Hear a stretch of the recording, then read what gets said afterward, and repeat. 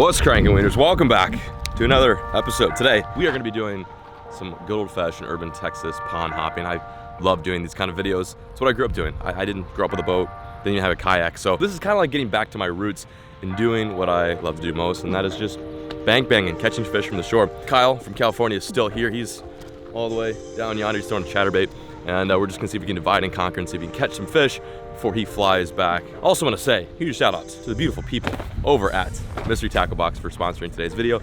They were so kind to send me this MTB Bass Pro Box, so we're gonna crank this open today, see what's inside, and then use some of the lures that they gave us. Without further ado, stick with us, stay tuned, and let's have a day. This is, by the way, for the month of October. So hopefully we get some fall lures. I need to start lifting again. Here we go. Ooh, I already see some familiar lures that are in here. Okay, let's start off with the bait card. Each box comes with a little card, tells you what you get in your box and how much it's worth. Which, by the way, if you guys want to sign up for the first time, be sure to use my code right here and check the link down below. It's an awesome gift with Christmas, I guess, nearing in a few months. And then also, if you just want to gift yourself, you know, just try out some new lures, check it out. Mystery Tackle Box is a subscription-based company that is all about fishing, whether it be bass, trout, crappie, bluegill, saltwater, you name it, they have a box for every angler out there. Use my code, support the channel, greatly appreciate it. Thanks in advance. You've got an Excite Baits, XB1DD, Mustad, Scattershad, a Liquid Mayhem Thrust Minnow, interesting name, Dobbins D-Blade Advantage Spinnerbait, Guggen Squad Gridiron Jig, and then we've got an X-Zone Lures, Finesse Slammer, and then Eagle Claw Laser Sharp Wide Gap Worm Hooks. This box is loaded. I think what we're gonna do is we're gonna start off with this gridiron jig. I know it's pretty biased, but, and then maybe transition into some chatterbait fishing. I don't know, this is a cool looking chatterbait. I don't even know Mustad made chatterbaits. That looks sexy. All right, without further ado, let's go crank some fish. Here we go, making things happen. I've chosen the gridiron jig, 3/8 ounce and PB&J to be the first lure that I start off with. I've never fished this pond. I don't even know what I have a feeling of. I just don't have too many feelings right now.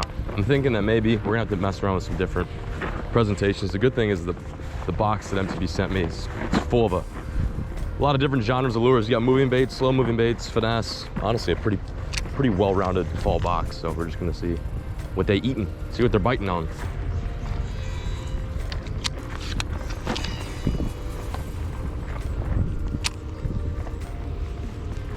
No one's home, I guess.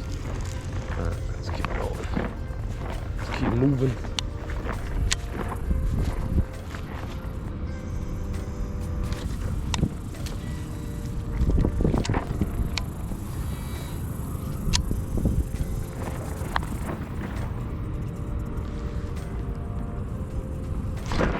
There we go. There's a fish. Oh, yes. Oh, he came off. Come back here. Come back here, Jimmy. Well, there we have it. First one of the day. Looks, oh my God, look at his mouth. Dude, what happened to you? That was not me that did that. That's like an old wound. Whew. Jeez. Nothing extraordinary, but it's a good one. First Texas pond bass in a long time. See that above? Oh, there he goes. That was sweet. Got one. No, roughly 7.5 pounds, yeah. That fish came on the gridiron with a little crank and crawl, a little crack and crawl in the back. I'm just flipping this reed edge. There's actually a lot of water under these reeds. I don't know what you'd call these reeds. I'm gonna flip the rest of this and we'll go to a different spot.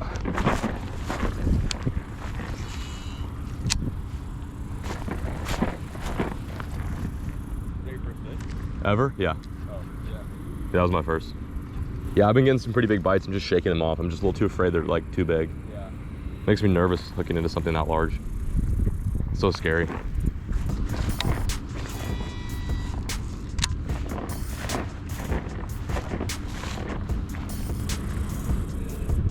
Oh yeah, good one. Oh yeah, holy shit. Oh yeah, decent one. Bring him over, you got this. Yeah, dude, let's go. Oh dude, that's a solid one. Yeah, that's a solid fish. Half decent on the bladed jig. It looks like a, dude, that looks like an Illinois bass. Oh, he swiped at it. Yeah. Let me help you out there. Look at that. Good fish. We'll take Sweet, that. yeah man. It's almost as big as mine, but yeah, hey, maybe you're working on that. a couple ounces off. That's a quality fish. Yeah. Pond hopping in DFW, starting to pan out. We were about to leave, Yeah, but maybe we should give it like a few more minutes. Just kind of get as low as you can, and she'll make it through. Or get like right on that ledge and then gently toss her over. Not much you can do here. Or spin it like a rock bass. Yeah. Yeah, just kind of. Oh, he's chilling. Perfect. Yeah, look at it. We'll give that a 10. That's how you release Bonita. Yeah, pretty much. Just, I was waiting for you just to like chuck it, like No. overhand, just like. All right, let's go to a different lake. Pond hopping. Gotta keep moving. Okay, spot number 1. Not too bad. 2 fish. Kyle caught like a nice, honestly, like a high 2. It was pretty chunky. These fish are getting really fat right now. I think they're starting to bulk up for that late fall, winter, early winter season. Eating shad and bluegill. I think that's one of the reasons why I'm not getting a whole lot of luck on the jig, is because they're not looking down right now. They're looking up. We're gonna go run this next spot. It's a deep little stone quarry. I fished it a few times. It could be good. It could be good, but it also could be very bad. And it's also gonna be 99 degrees today, so you know how that goes. It's called the Bone Daddy. Bone Daddy was your nickname, right? Yeah. I think it's only fitting you throw this. All right. It's like, all right.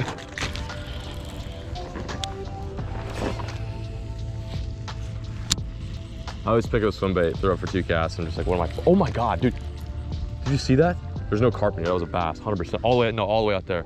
Something big just got crushed. Yeah, they're right on the bank too, which is really interesting.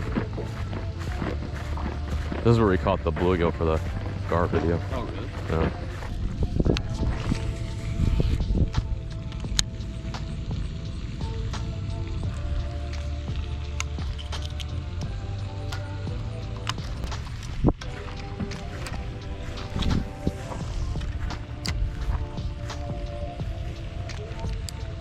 Oh, there's a nice one. There we go. I'm on. That's a decent one. That's a decent fish. On the drop shot, boys. Let's go. Oh yeah, that's a good one. That's a good fish. Oh yeah. We will take that all day. All day. How about that? That is not solid. Or that is very solid. Not bad. What am I even saying? I just can't believe I just got bit there. Oh, he's barely hooked. Jimmy's barely hooked. Oh, they fight so hard in this lake. Look how clean this water is, too. It's a pretty clean pond for Texas. Settle down, sister. Okay, relax. It's gonna be okay. There we go. That is fish number 2 for the pond hopping session. Oh, I love this so much, man. There's something so different about catching these guys from the bank. It's more of a challenge sometimes. That is a nice, almost 2-pounder. He was hooked pretty good, honestly. He wasn't going nowhere. Quality fish. Fought so well, too. Woo, let's go, baby. It's a nice one. See you later, buddy. There he goes. So, that's what I'm throwing right now. I'm switching up my technique completely. One of my favorite things to do in the fall, like growing up as a kid, is throw drop shots. For some reason, throwing something super subtle like that can get some really good bites. So I'm taking this Carl's Amazing Baits worm. If you guys want to pick some of these up, check the link down below. It's an awesome little finesse worm. And instead of using it as a flick shake or a wacky worm, I'm drop shotting it. And I'm hooking it as if I were to be wacky worm fishing, but it kind of sits there and suspends. It's honestly like such a good like instant KO type presentation. You're not gonna get necessarily a bunch of big fish, but you will get a lot of bites. And seeing as I haven't fished here in a while, like we're just trying to locate where they're at. That guy was on the drop, like not too far off the bank. It's a pretty deep little pond. That fish was maybe in about 8 foot, even though it doesn't seem like it's super deep there, but that's solid. We'll take it. Yeah, good one, big one. Oh yeah.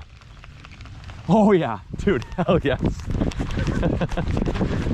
Let's go, let's go, let's go, let's go. All the way out there. Oh yeah, dude, nice one. Here, I got you. I got him. We're good. Nice job, dude. Dude, better than yesterday. We were fishing a big lake on a boat. Let's see that fish real quick. Oh, he choked it too, bro. Look at that. Texas pond bass fishing at its finest. It's hot, we're still getting it done. Woo-wee. There she goes. Nice job, dude. Hell yeah. Oh, look at her swim back. That was all the way out there, wasn't it? Yeah, it's probably like 20 feet off, 30. Keep casting that spot, there's probably more. Spot number 2, looking pretty good. We caught 2 fish, both very nice fish, and on worms, which is honestly kind of fun. I love throwing worms in the fall time. Even though it doesn't feel like fall, even though it's 99 degrees, it's technically fall, which is hard to believe. But we're not giving up. We're gonna go to spot number 3, probably heading closer to the Dallas area, just seeing as he's got a flight in a few hours and we don't necessarily want to screw ourselves up. But that's pretty good. Slim Shake 9-inch, and then also that worm by Carl's Amazing Baits. I can't think of the name, but I'll leave a link down below if you guys want to pick it up. It's like one of my favorite finesse worms, period. All right, we are at spot number 3. This is a public little zone. We were going to this other spot that I had marked on Google Maps, but this looked way better. We saw it on the way, so we're like, all right, we might as well try it. some little residential creek slash pond, and it's littered full of grass. And this time of year, it's like, if you find grass, you're gonna find fish. Glasses. Largy lookers, that's what I need. Let's run it. Wow, oh dude, it's kind of clear too. This looks so good. All right, I'm gonna start off with a little eat me poppin' Guggen Squad frog. This looks so good, super cheesy. Super cheesy.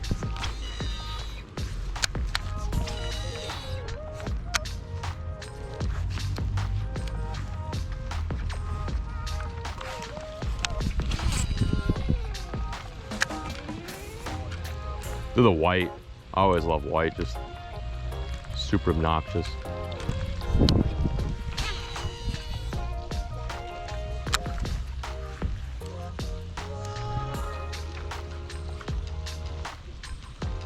Oh. Oh. Little bluegill working the frog. Oh my God, come on.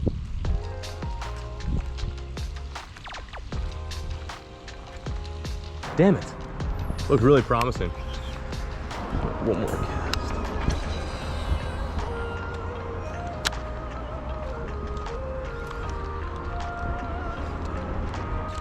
Bummer. Just not ideal. Yeah, not ideal conditions. What's up, man? How's it going? What's going on? No, not really. What's going on, bro? How you doing? What's your name? My name's Michael. Michael, nice to meet you, dude. What are you guys doing? We're actually here for a hockey tournament. Oh, right on. Yeah, dude. When we flew in, I saw all the water and I was like, you know who lives here? Yeah. Hey, man, nice meeting you, though. Yeah, Good luck in the game. I love you. Love you too, man. Whew. Okay. Oh, God. This is just a quick little message to Texas.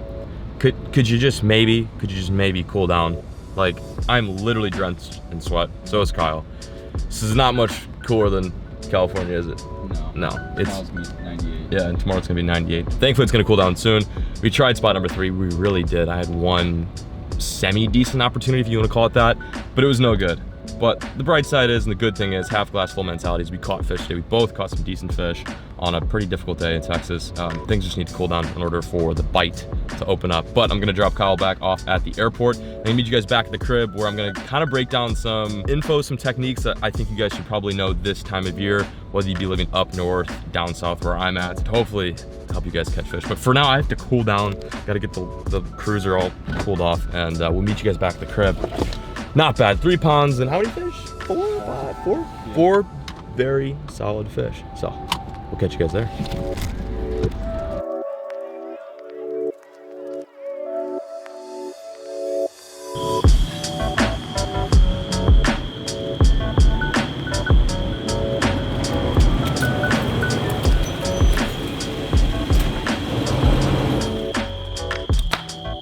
Made it back to the crib. Now let's talk gear. Will this work? I haven't done this in a while. Talked gear.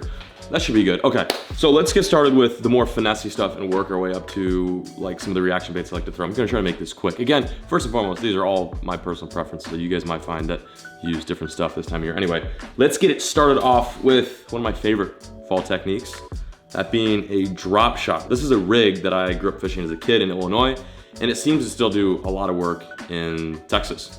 It's more of a finessey, less fun, kind of boring way to fish, but it's super effective, especially on kind of those colder days, or those really hot days in between fall, like when it just kind of suddenly spikes. This gets fish to eat. Today it was hot. It's been kind of cool. These fish are probably a little bit uncomfortable with the water starting to warm up, so throwing a drop shot like this with about a 18-inch leader from the hook down to the weight is the way to go. The weight size, in my opinion, all depends on how deep you're fishing. The hook size also depends on what kind of bait you're throwing. Normally I'm throwing 5-inch worms, dragon drops. These little Carl Mason baits, worms, wacky rigged, are so deadly too. Usually I'm fishing these no deeper than like 5 feet to 20 feet, just for some of those fish that are more lower and slower. Today they were low and slow. They were not easy to catch, but we did catch one good fish on this, and yeah, this will continue to catch fish in your boat. If you don't throw drop shots and you have never thrown them, do it. It's a little bit technical, but it pays off in the end. I'm usually using a 7-foot Guggen rod. This is a finesse series, so this is a longer rod. With the longer rod, you get more casting distance, a little more sensitivity.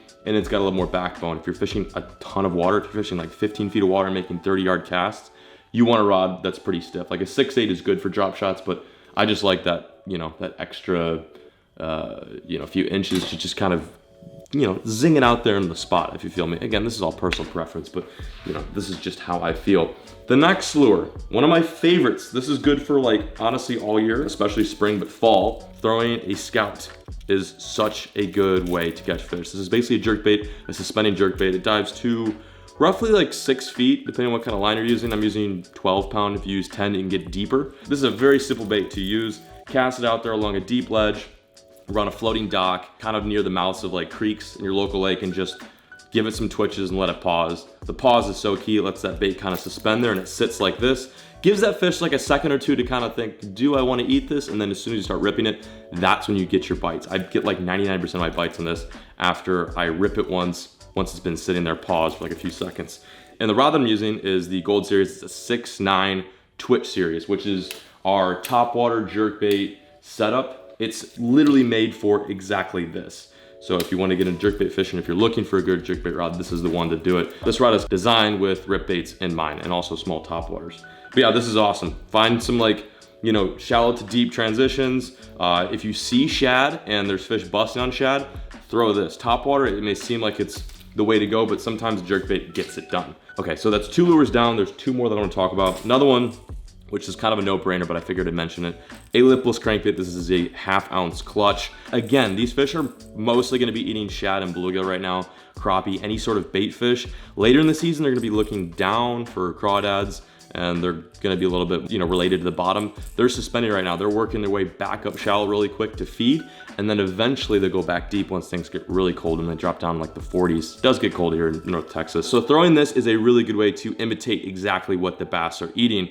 I like finding any sort of vegetation. If you don't have vegetation, this is good just straight on like riprap, like deep riprap. Maybe if you have a big dam, anywhere you can visually see rocks on your graph or on the bank, throw this. I know it's very tempting to throw like a square bill or deep diver, but you can control the depth in which you're fishing with this bait. It's like a 1 foot to 100 foot diving bait. Technically, it goes anywhere you want it to go. And then lastly, we have quite possibly one of my favorite fall lures. This is a better fall lure for when things get really cold. So this last week I want to talk about is something that I would throw for late fall, almost even early winter. I'd probably start off with the Scout, the jerkbait, the lipless crankbait clutch, then maybe kind of intertwine some drop shot fishing, but this is like kind of what I would end fall on. And in my opinion, this is when some of the bigger fish come, like when it gets really cold. I don't know, I find that like the big fish are like the last ones to feed, and they're generally the ones that are looking down for whatever reason. Not to say you can't catch big fish on rip baits and fast moving baits, but once things get cold, I like throwing a football head jig. This is a Guggen Squad 3/8 ounce gridiron jig. It's our football head series. On the back, I like throwing just a crack and crawl, a bandito bug, any sort of creature bait. 20-pound test. I prefer bigger, heavier rods because this is Texas, the land of giants. So throwing like a 7.5 is the way to go. You can throw a 7.2, whatever you like. It's up to you. Higher gear ratio, 7.2 all the way up to 8:1. Casting reels. I look for points, deep docks, like really deep docks is such an awesome place. Like a lot of times those big fish will be under the docks, they'll be kind of hard to catch. And then once it gets really cold, they'll slowly start to move off to the end of the docks. And that's kind of where they'll chill for the winter time. So just like a deadly big fish lure. I like throwing 1/2 ounce 3/8. Again, it depends on the depth. 3 foot to 10, you can get away with a 3/8, but I think anything past like 11 to 20, you want to kind of edge more towards that 3/4, 1/2 ounce. So there you have it. 4 lures you should be throwing right now if you are not throwing them in the fall season. I can almost guarantee you if you tie on one of these 4 lures and fish consistently, you will have pretty good results. I'm already seeing the fish starting to feed pretty heavily here in Texas. But like I said, it is sweaty balls out there right now. We're not quite there yet. I can almost imagine the next few videos that we're gonna film here in Texas are gonna be good. Lots of big fish to be caught. But other than that, I'm very stoked. I appreciate you guys sticking with today's little pond hopping session. Thank you so much for watching. And as always, folks, keep fishing, never stop.